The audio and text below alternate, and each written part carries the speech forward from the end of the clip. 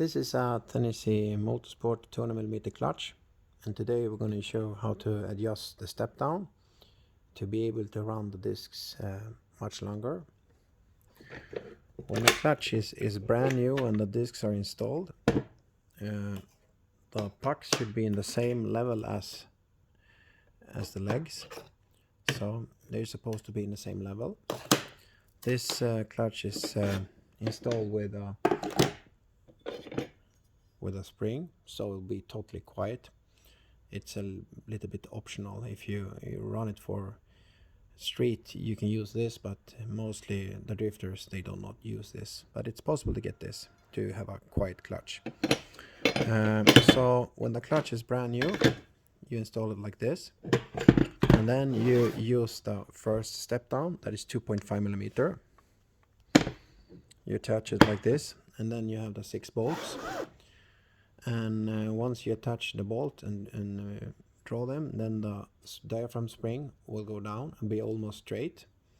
And once you have run the clutch for a long time, then the diaphragm spring will come up and it's time to change the discs. But Tenaci Motorsport has a unique design that you can adjust the clutch. Instead of buying new discs for roughly about 350-400 euros, you measure the distance between the leg and the puck, and then you can determine if it's time to twist the cover.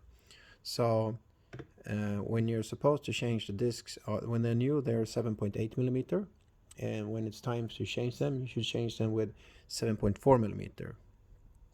So you can measure it here, and then you see the distance.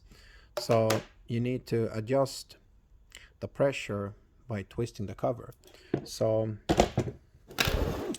when it's new, it's a 2.5mm with 7.8mm discs, and you have one step down is 2.5, 3.3, and 4.1. So if you have new discs that are 7.8, you're supposed to change them when they're 7.4. That's 0.4 per disc.